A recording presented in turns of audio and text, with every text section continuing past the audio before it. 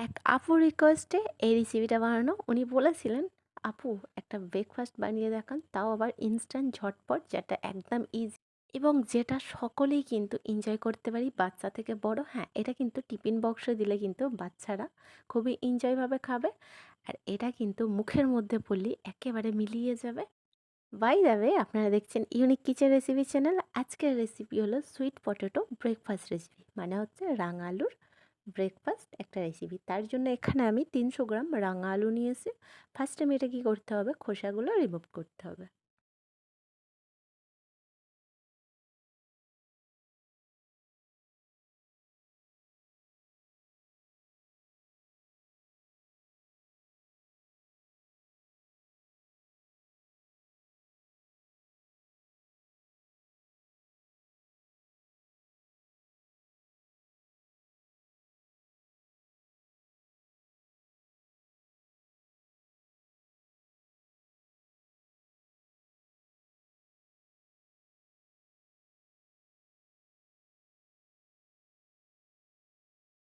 আর খোসাগুলো যখনই পুরোপুরি ভালোভাবে ছাড়ানো হয়ে যাবে, তখন কি করতে হবে, একটা চাকুর সাহায্যে এগুলোকে গোল গোলভাবে একটু পাতলা সাইজে কেটে নিতে হবে।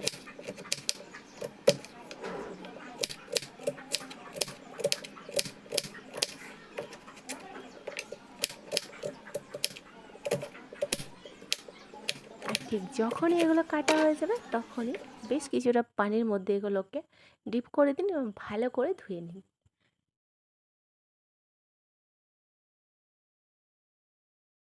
আর ধুয়ে নেওয়ার পর যেই পাত্রের মধ্যে এটাকে বয়েল করবেন, সেটার মধ্যে এটা ট্রান্সফার করে দিন। আমি এখানে ননস্টিক একটা প্যান নিয়েছি। প্যানের মধ্যে রাঙা আলুগুলো রেখে 1 গ্লাস পরিমাণে পানি দিলাম এবং এটাকে বয়েল করতে দেবো ম্যাক্সিমাম মিডিয়াম টু স্লো ফ্লেমে 15 মিনিট মতো।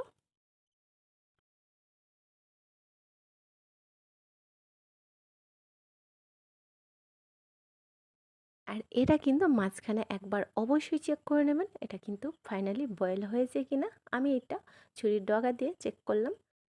তো এটা বুঝতে পারলাম আমার কিন্তু ফাইনালি রাঙা আলুগুলো বয়েল হয়ে গেছে। বয়েল হয়ে গেলে কিন্তু পানি থেকে ছেঁকে ছেঁকে রাঙা আলুগুলো একটা মিক্সিং বোউলের মধ্যে রেখে দিলাম এবং একটু ঠান্ডা হতে দিলাম। সামান্য ঠান্ডা হলে এটা একটা ম্যাশার দিয়ে ম্যাশ করে নিন। অতিরিক্ত ঠান্ডা করে নিলে কিন্তু এই রাঙা আলুগুলো খুব টাইট হয়ে যায়। তার জন্য সামান্য একটু ঠান্ডা করে ভালোভাবে এটাকে ম্যাশ করে নিন।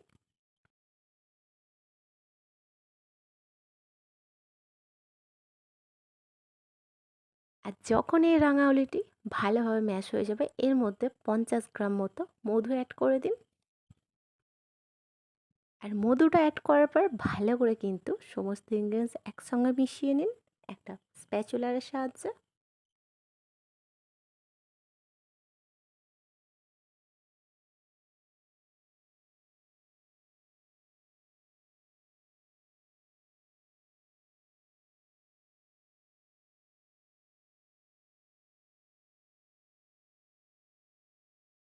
আচ্ছা, এরই সাথে 2টা ডিম অ্যাড করতে হবে। তো আমি ডিমটা ফার্স্ট আমি ফাটিয়ে নিলাম।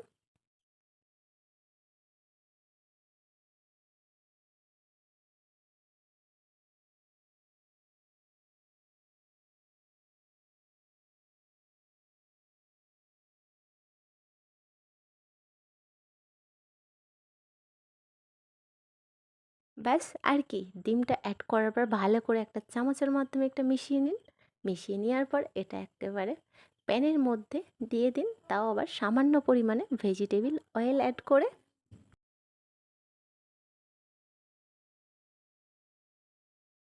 এরপর কিন্তু সুইট পটেটোস ব্যাটারটা কিন্তু ফ্রাই করার অপেক্ষায় এখানে আমি একটা ননস্টিকের প্যান নিয়েছি। প্যানের মধ্যে 1 চা চামচ মতো ভেজিটেবিল অয়েল নিয়েছি। এটা বেশ ভালোভাবে একটু গরম হলে রাঙা আলুর যে ব্যাটারটা আছে এই কড়াইয়ের মধ্যে আপনারা ট্রান্সফার করে দিন। আর এই স্টেজে কিন্তু গ্যাসের ফ্লেম স্লো টু মিডিয়াম ফ্লেমে রেখে একটা স্প্যাচুলারের সাহায্যে ভালোভাবে এইভাবে প্যানটা ঘুরিয়ে ঘুরিয়ে একটা রাউন্ড শেপ দিয়ে দিন।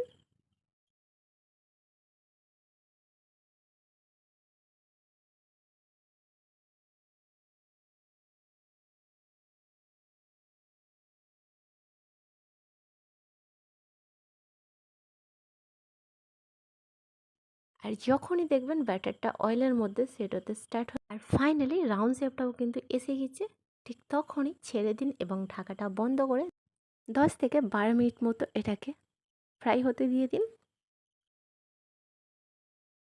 আর হ্যাঁ, মিডলে কিন্তু একবার ঢাকাটা ওপেন করে অবশ্যই চেক করে নেবেন। এই যে ঢাকাটা ওপেন করেছে আর দেখতে পাচ্ছেন একটু জাস্ট স্টার করলাম, নিচের দিকে কিন্তু একটুও জাস্ট লাগবে না। আর যখনই দেখবেন কালারটা ফাইনালি চেঞ্জ হয়ে গেছে তখনই বুঝতে হবে নিচের দিকটা আমাদের টোটালি ফ্রাই হয়ে গেছে। এরপর একটা প্লেটের মধ্যে ট্রান্সফার করে নিন, যাতে নিচের পজিশনটা ওপর দিকে পাল্টে দিয়ে ভালো করে ওপরের পজিশনটা ভালো করে নিচের দিকে কুক হয়ে যায় এবং ফ্রাই হয়ে যায়। তো আমি দেখুন পাল্টে দিয়েছি। আবারও কিন্তু 10 থেকে 12 মিনিট সময় লাগবে নিচের দিকটা ফ্রাই হতে, ততক্ষণ আমরা ওয়েট করি। তো ঝটপট ইনস্ট্যান্ট কিন্তু আমার সুইট পটেটো ব্রেকফাস্ট রেডি। আমি একটা প্লেটের মধ্যে ট্রান্সফার করলাম। এরপর কি করতে হবে, পিৎজা কাটার দিয়ে একটু কাটিং করে দেখিয়ে নিচ্ছি। আর আপনারা দেখে বুঝতেই পারছেন কতটা এটা সফট হয়েছে। এরপর আমি এটা কিন্তু এনজয় করছি গরম গরম ব্রেকফাস্টে। আমরা কার কার পছন্দ লাগলো অবশ্যই প্রতিবারের মতো কমেন্ট বক্সে জানাতে ভুলবেন না। বাই দ্য ওয়ে, আপনারা দেখছিলেন ইউনিক কিচেন রেসিপি চ্যানেল।